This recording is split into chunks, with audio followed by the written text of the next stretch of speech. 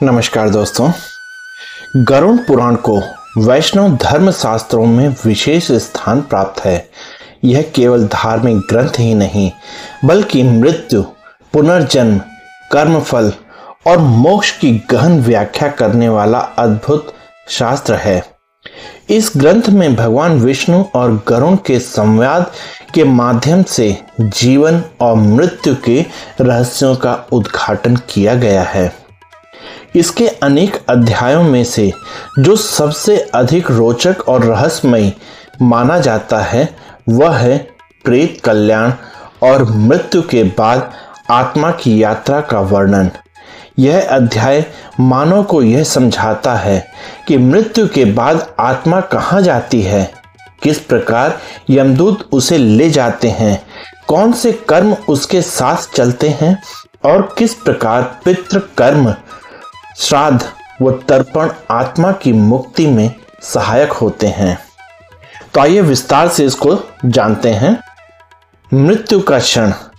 जब किसी जीव के पुण्य पाप का लेखा समाप्त हो जाता है और उसकी आयु पूरी हो जाती है, तब मृत्यु का क्षण आता है। उस समय प्राण पंचभूतों से धीरे धीरे अलग होने लगते हैं। आंखों की ज्योति मंद हो जाती है, कानों की श्रवण शक्ति क्षीण हो जाती है, जीभ संवादहीन हो जाती है, शरीर में कंपकपी होने लगती है। इस अवस्था में प्राणी को अपने पूरे जीवन के दृश्य चलचित्र की तरह दिखाई देते हैं। यमराज के दूत अदृश्य रूप से समीप खड़े हो जाते हैं और सामने आने पर आत्मा को शरीर से अलग कर लेते हैं। आत्मा की देह से पृथकता। गरुड़ पुराण बताता है कि जब आत्मा शरीर से निकलती है तो पहले उसे गहन अंधकार का अनुभव होता है। यदि व्यक्ति ने धर्म का पालन किया है तो उसे दिव्य मार्गदर्शक दिखाई देता है। यदि उसने अधर्म, पाप और क्रूर कर्म किए हैं तो उसे यमदूत भयावह रूप में दिखते हैं। आत्मा सूक्ष्म शरीर के साथ शरीर का त्याग कर देती है। यह सूक्ष्म शरीर ही उसे मृत्यु के बाद की यात्राओं में साथ देता है। यमदूतों का आगमन। यमदूत अत्यंत भयानक रूप वाले होते हैं। काले लंबे चौड़े शरीर, लाल आंखें, हाथों में फंदा और दंड।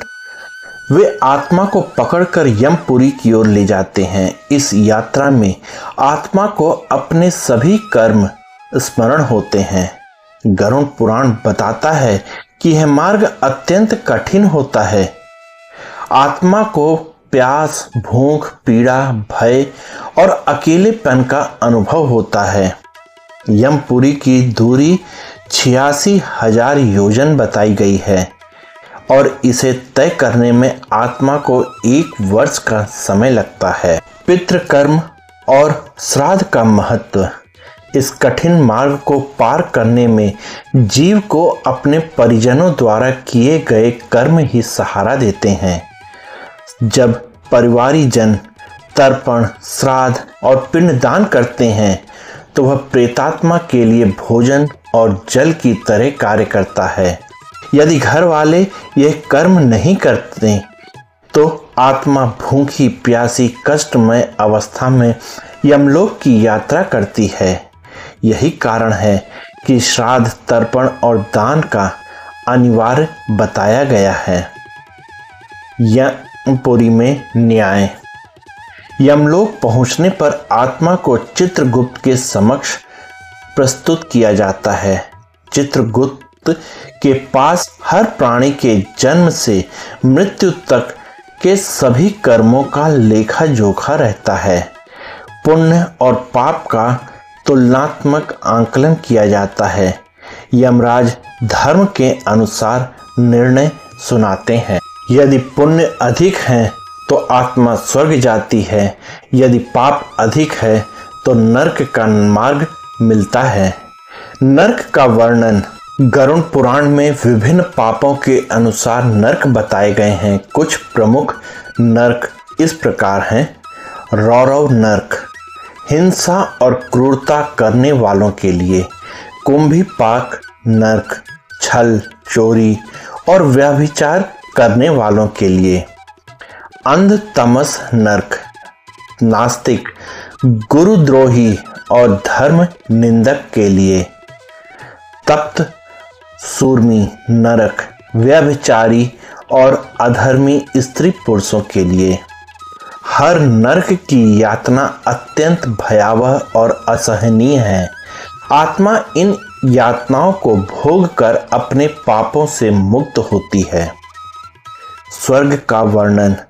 यदि आत्मा ने जीवन में धर्म, सत्य, दान, करुणा और भक्ति का पालन किया है तो उसे स्वर्ग प्राप्त होता है। वहां दिव्य पुष्प, संगीत, नृत्य और आनंद की अनुभूति होती है। स्वर्ग में इंद्र, अप्सराएं और देवगण साथ होते हैं। आत्मा को वहां अपने पुण्य के अनुसार सुख मिलता है, परंतु स्वर्ग भी स्थायी नहीं है। पुण्य समाप्त होने पर आत्मा को पुनः जन्म लेना पड़ता है। पुनर्जन्म और मोक्ष। जब आत्मा पुण्य और पाप दोनों से ऊपर उठ जाती है तभी उसे मोक्ष प्राप्त होता है। मोक्ष की अवस्था में आत्मा पुनर्जन्म के बंधन से मुक्त होकर परमात्मा में लीन हो जाती है। यही मानव जीवन का अंतिम लक्ष्य है। प्रेत यात्रा की 16 दिन की प्रक्रिया। गरुड़ पुराण में बताया गया है कि मृत्यु के बाद पहले 16 दिन तक आत्मा घर के आसपास रहती है। पहले दिन वह मृत्यु स्थल पर ही भटकती है, दूसरे दिन अपने परिजनों से मिलने जाती है, तीसरे से लेकर 10वें दिन तक वह क्रमशः अपने कर्मों को स्मरण करती है।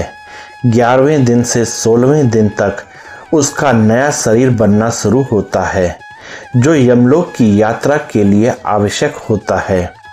इसी कारण 16 दिन तक विशेष कर्म, दान और तर्पण करने का विधान है। शिक्षा और जीवन संदेश। यह अध्याय हमें केवल मृत्यु के बाद का रहस्य ही नहीं बताता, बल्कि जीवन जीने की कला भी सिखाता है। सत्कर्म ही साथ जाते हैं। धन, मान, सम्मान, संबंध सभी यहीं छूट जाते हैं। दूसरा, दान और सेवा का महत्व। मृत्यु के बाद आत्मा को वही कर्म सहारा देते हैं। भक्ति और धर्म, ईश्वर स्मरण, सत्य और करुणा जीवन को सार्थक बनाते हैं। श्राद्ध और तर्पण, यह केवल परंपरा नहीं बल्कि आत्मा के कल्याण की वास्तविक साधना है। मोक्ष की साधना, अंतिम लक्ष्य परमात्मा से मिलन है। गरुड़ पुराण का यह अध्याय हमें बताता है कि मृत्यु अंत नहीं बल्कि एक नई यात्रा की शुरुआत है। हमारे कर्म ही इस यात्रा की दिशा और गंतव्य तय करते हैं। इसलिए जीवन में धर्म, दान, करुणा, सत्य और भक्ति का पालन करना ही सबसे बड़ा साधन है। तो दोस्तों, आप लोगों को गरुड़ पुराण का यह अध्याय कैसा लगा कृपया कमेंट करके हमें बताइएगा। साथ ही आप सब लोग इस गरुड़ पुराण के अध्याय में हमारे साथ बने रहे, इसके लिए आप सबका बहुत बहुत धन्यवाद और जय हिंद दोस्तों।